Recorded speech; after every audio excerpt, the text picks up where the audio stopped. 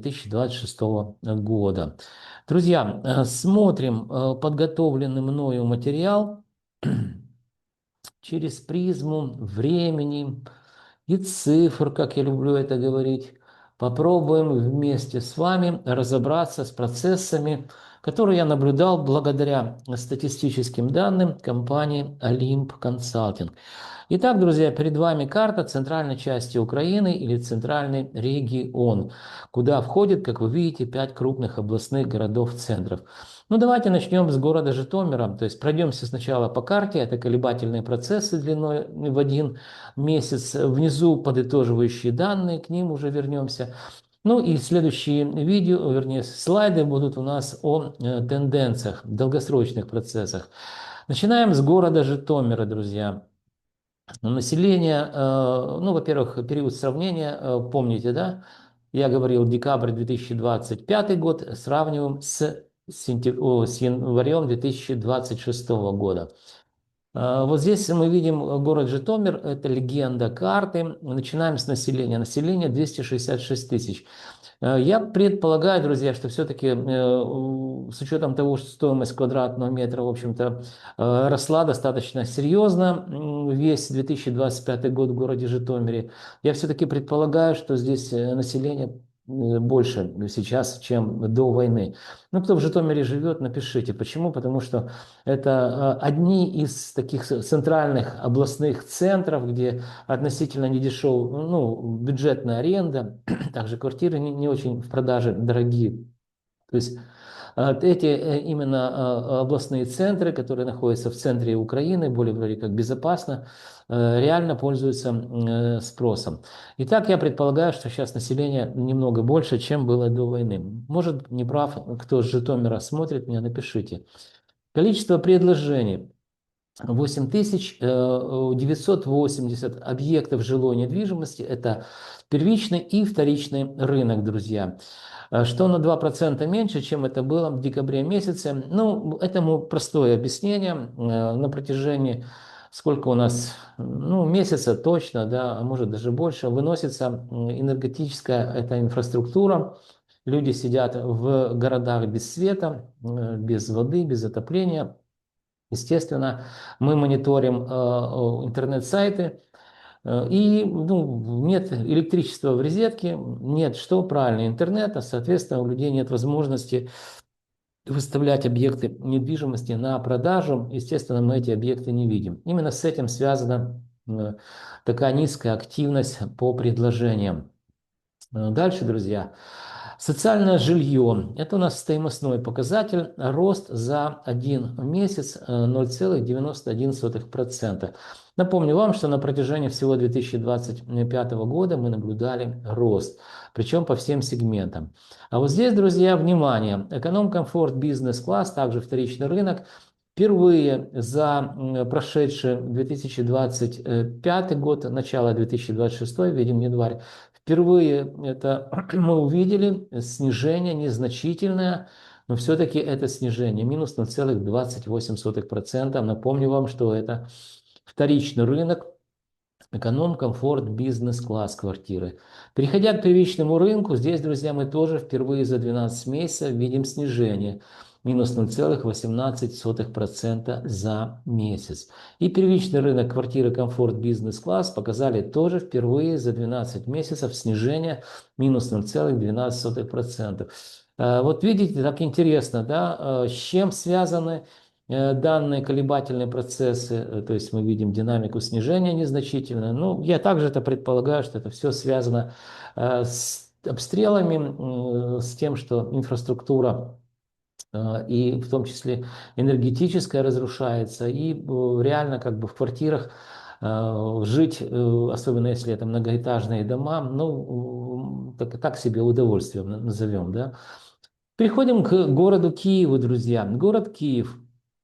Население 2950, вернее, 2 миллиона 950, что-то я сегодня заикаюсь, заговариваюсь, да, 2 миллиона 950 тысяч человек. Это довоенное Потом, друзья, увеличилось это население. Я думаю, что до 3 500 000, даже так.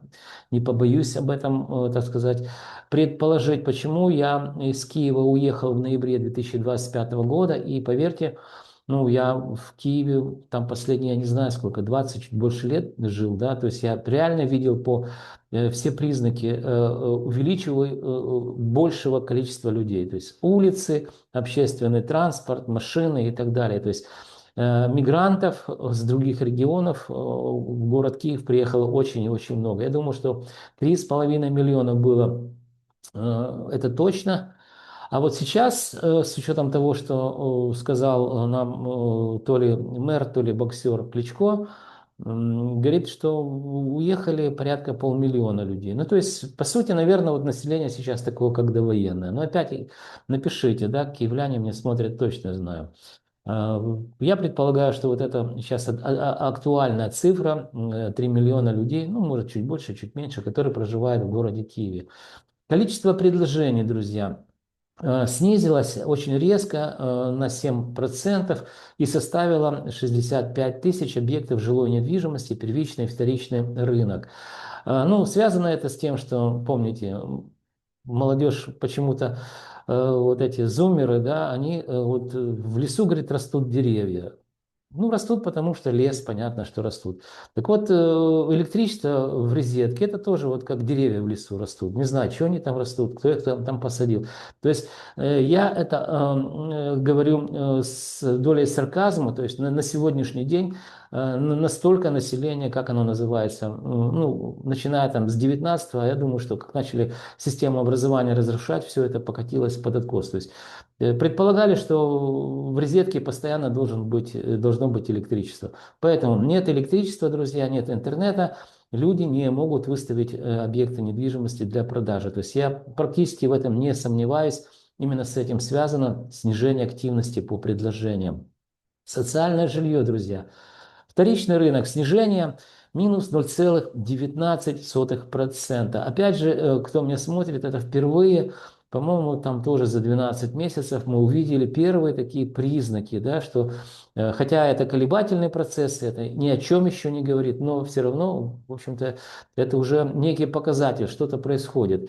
Значит, снижение минус 0,19% за месяц. Эконом-комфорт бизнес-класс рост плюс 0,14%. Кто смотрит меня постоянно, в декабре месяце рост, сравнивали мы декабрь с ноябрем, это 2025 год прошедший, рост был чуть ли не процент. А сейчас, видите, такая все-таки затухающая динамика незначительного роста.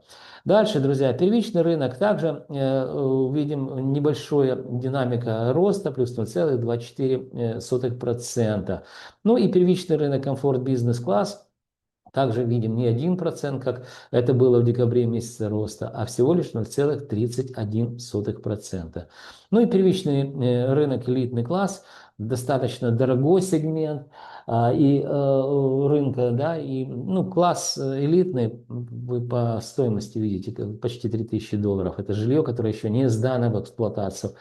Здесь снижение минус 0,17% за месяц.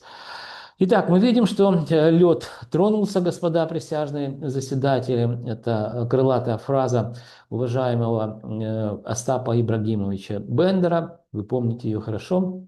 Мы видим, что город Житомир показал незначительную динамику снижения впервые за 12 месяцев прошедших. Город Киев, начинаем видеть, что тоже где-то появляется снижение стоимости квадратного метра. Ну и, конечно же, переходим к городу Черкасы.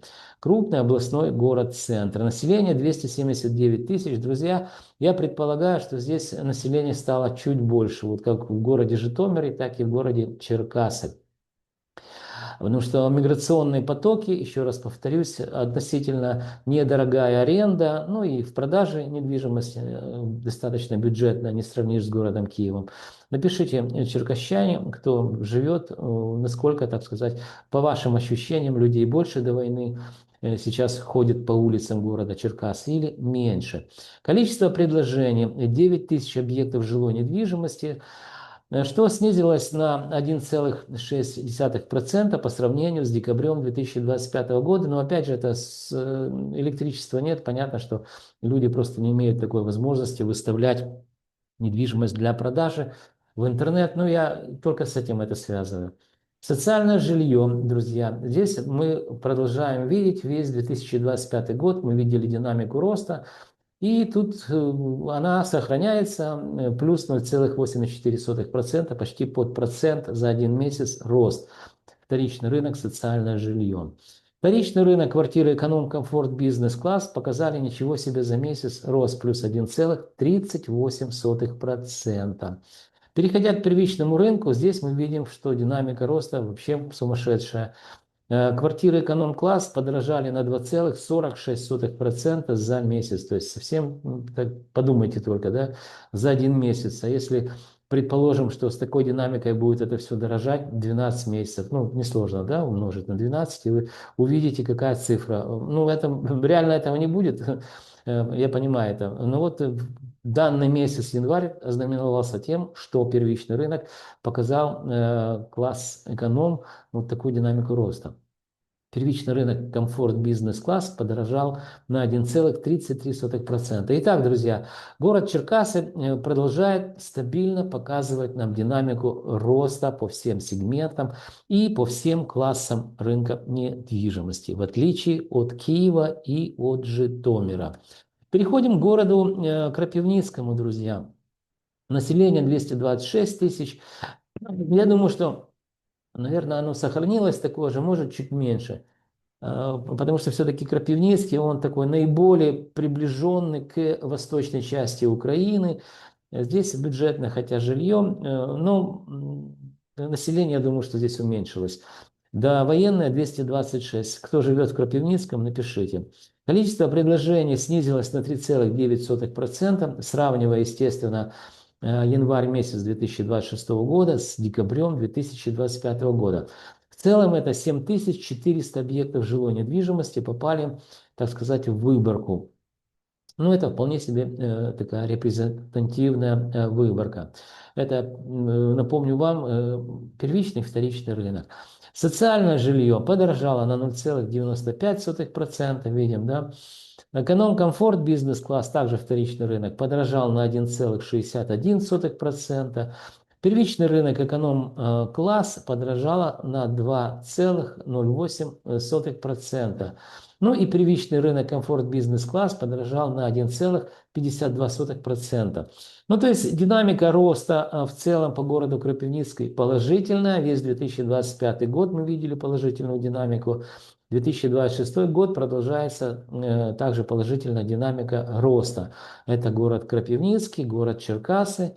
А вот город Киев и город Житомир уже начинают показывать первые признаки меняющихся трендов на рынке жилой недвижимости. Я это пока только предполагаю. Ну и город Винница, это вот смотрите, прямо в самом центре находится город. Самое такое, ну, безопасное с точки зрения, да, удаленности от фронта город, областной центр.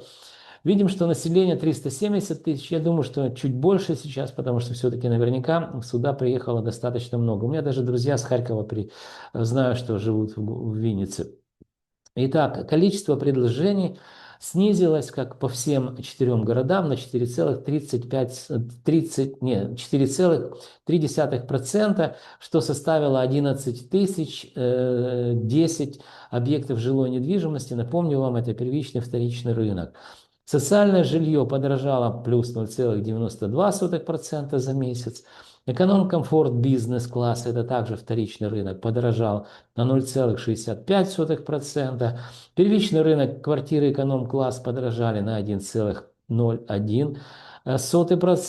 И первичный рынок комфорт бизнес-класс также показал динамику роста плюс 1,20%. Итак, друзья, город Винница, как и город Черкассы, как и город Крапивницкий, продолжает показывать нам динамику роста на протяжении уже больше 12 месяцев по всем сегментам рынка недвижимости и по всем классам. Давайте подведем итоги.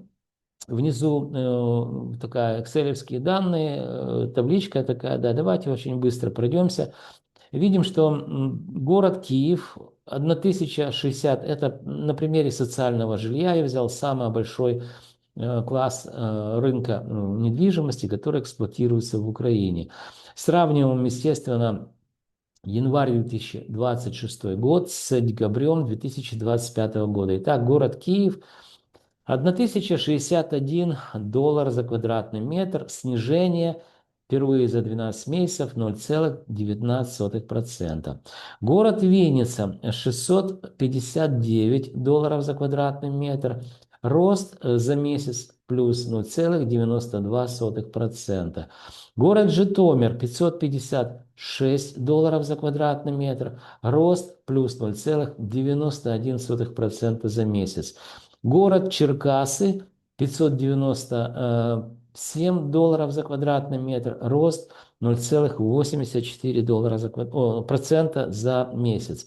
Ну и город Крапивницкий, это 531 доллар за квадратный метр, рост плюс 0,95%. Итак, колебательные процессы нам говорят о том, что в среднее арифметическое число 681 по региону, как оно считается, вы знаете, что показало нам незначительную динамику роста в процентах 0,56%.